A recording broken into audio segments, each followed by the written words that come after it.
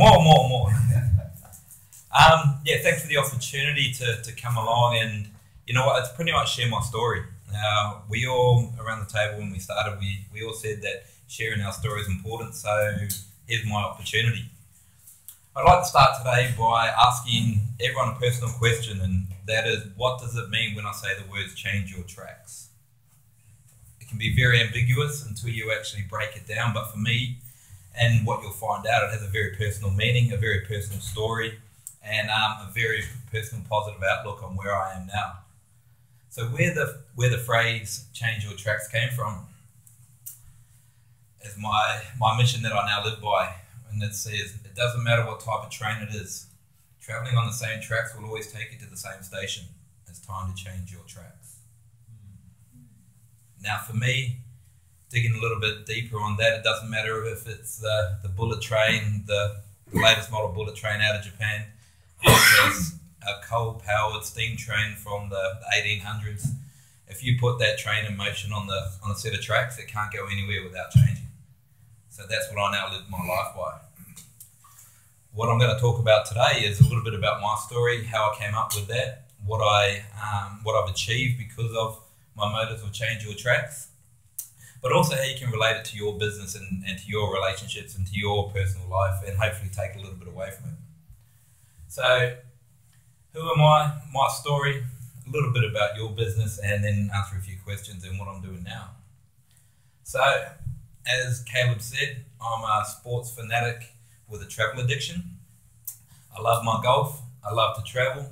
Cooking is something that really relaxes me. I'm lucky enough to have a lovely lady Mandy in my life, but I'm also a Beyond Blue ambassador, just like someone else in the room here. I'm lucky for my therapy now. I get to share my story and talk about what makes me the person I am, why I'm here today, and what could have happened if I didn't choose to change my tracks. So a little bit further about me. 5 years ago, just over 5 years ago, I got up like I did every morning. I was a fairly successful travel manager. I was managing a store of 10 employees at the time. We just turned over in excess of $17 million a year before. I got up, had a shower, had a shave, put my uniform on, proceeded to walk to my cupboard, pull a blanket over my head and cry for 4 hours. There'd always been something I could blame this mood on in my life, whether it be a family member passing away, whether it be a tragic circumstance in my personal life or a friend. Maybe it was at one time that the Wallabies actually beat the All Blacks in rugby. But this time I couldn't. This time I had to look at myself in the eye and realise that there was something wrong. For me, I was lucky enough to work with an organisation that I could go and speak to someone about it, but it wasn't until I could look myself in the eye, remove the mask and admit that I had a mental illness, namely depression and bipolar, that I could actually do something about it and choose to change my tracks. I've been lucky enough to come out the other side of it, knowing that I'm always going to have this illness. But so I've dedicated my life now to actually breaking the stigma and actually sharing my story about mental illness, what it can do, and you know what, there is a life after that. The three main focuses of my company, Hitting Into the Light, and what I do in everyday life are based around the vision of promote, breaking the stigma, and ensure. So promote the fact that talking's okay. We've all got these voices running around in our head, but getting those voices out and actually into the wide open world is that first step. Breaking the stigma that mental illness equals weakness. Now, I grew up around a very sporting background. I played pretty high level rugby union. I worked, and I've got a lot of friends that play high level sports, so I've always been in and around that. Now, if someone had a broken leg, they'd see it as a status symbol of how hard they actually win in the game, and they'd actually do something about it. So why aren't we actually doing that with our minds and with our brain? Why are we too scared to actually, you know what, say there is something wrong, there is an illness here?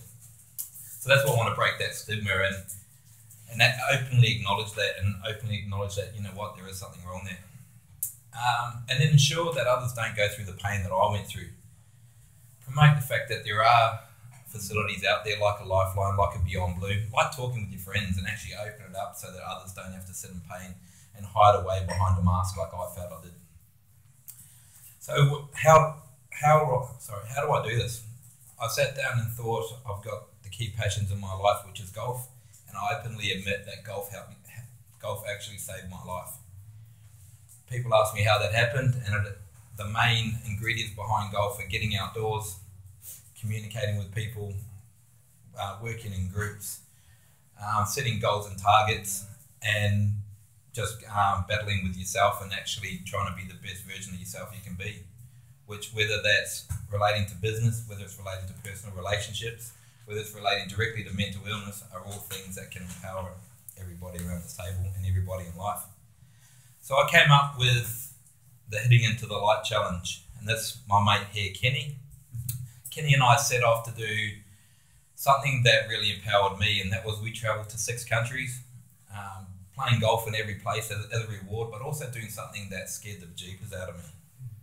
So we packed our bags, off we went. So we started in Bali, Indonesia, where being from New Zealand, we're not used to those scaly things that crawl along the ground, so I handled some pretty big snakes. But then also rewarded myself with a game of golf.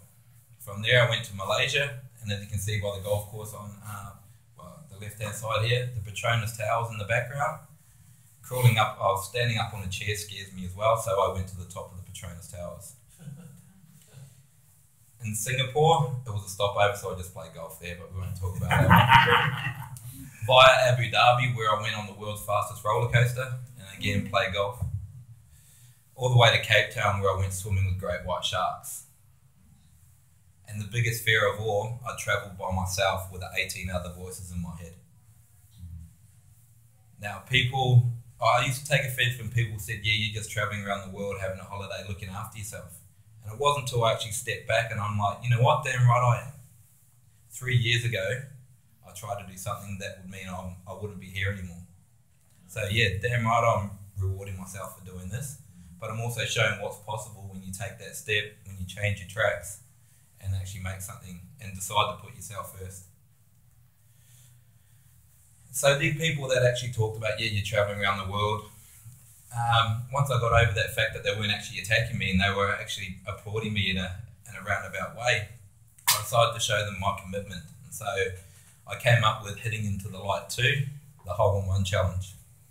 Now, being a keen golfer, I'd never had a hole-in-one, so I thought what better way to actually attempt one or to get one than hit 100 golf balls an hour for 12 hours. Now, breaking that down, I can see the mathematician in the room, he's already figured it out. Thank you, Wayne. But that's one golf ball every 36 seconds for 12 hours, equivalent to just under 2 marathons.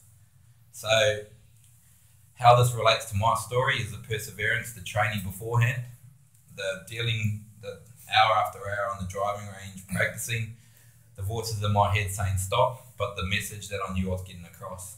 I was at a private golf course. Someone's buying coffees after. Nice.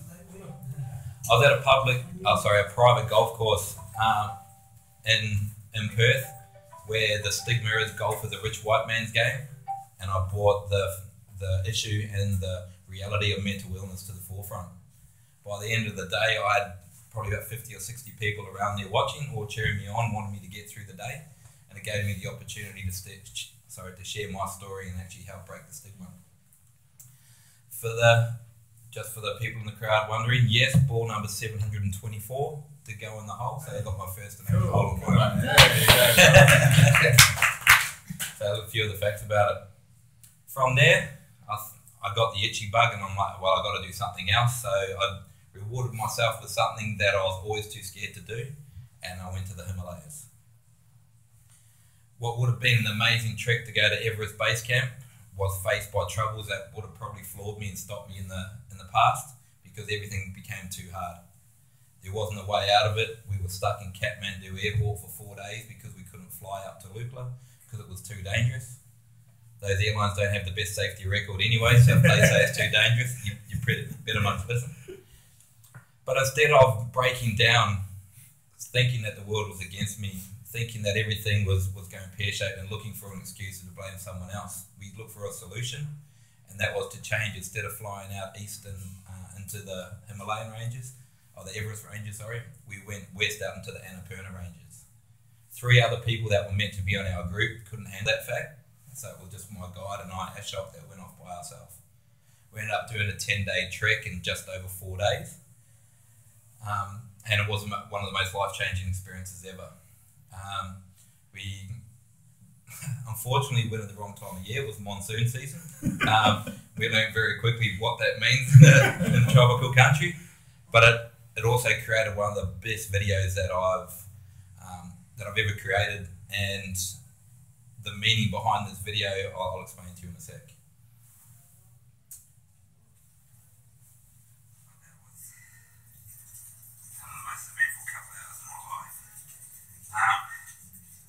Walking down waterfalls that wouldn't have been there without the rain. Every rock was walking like ice.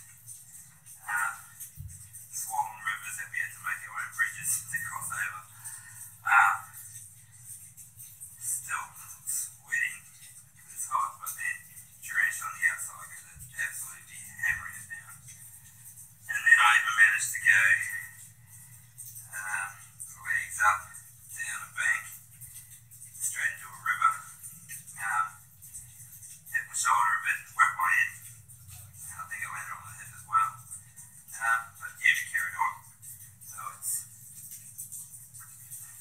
just after 5 p.m. So that was a solid few hours walking. Not much stopping, except when I went over. Stopped for a couple of minutes and then didn't want to seize up, so kept on going. So yeah, we made it to our destination for tonight. I'm not actually sure what it's called. So yeah, time to go and have a nice cold shower. So we go have a feed and relax a little bit.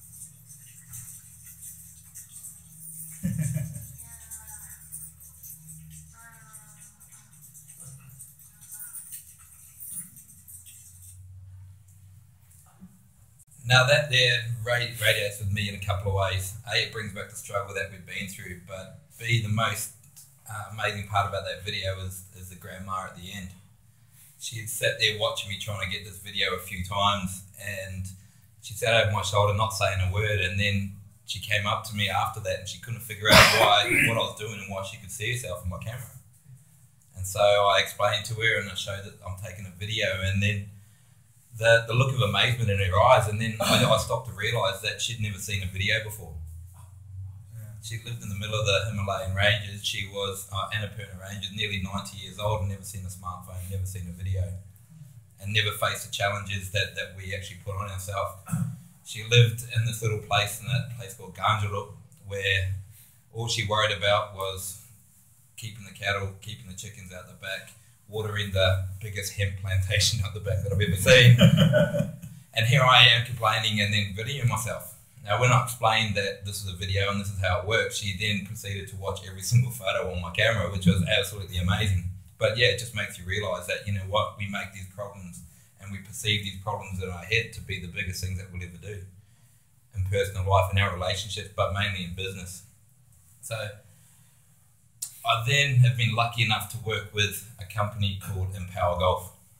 Now, from hitting into the light, I wanted to use my love of golf, my personal story, and actually do something with it. And that's when I joined up with some most amazing human beings I've ever met and started Empower Golf. So what we do is we give people living with physical disabilities the opportunity to get out and live life through the power of golf. And we've got an amazing piece of machinery called the Paragolfer, which gives people living with a physical disability, i.e. paraplegics, stroke survivors, amputees, the opportunity to replicate an upright golf swing, to actually get back on the course to play with their friends, or if they want to take it to a higher level. We've now got 4 people from around the country that are heading to the World Wheelchair Championships at the end of the year, first time Australia's ever sent anyone. And we're on the verge of getting golf into the Paralympics for 2024 in Paris. Yes. So yeah, one of the most amazing things I get to do, and every week I run a clinic and it just brings it back that, you know what, there are ways to change your tracks and change your business and change your life that you can actually affect others as well. So the whole point of my talk today is to A, yes, share my story, but to B, get you guys thinking about your own business. Now, what can you do within your business to promote, break and ensure? So I challenge you all today to take this away with you, and a few examples can be promote, talking to everyone why you started your business. Remember that passion. Remember that drive. Remember that reason that you changed your tracks to the position that where you are now.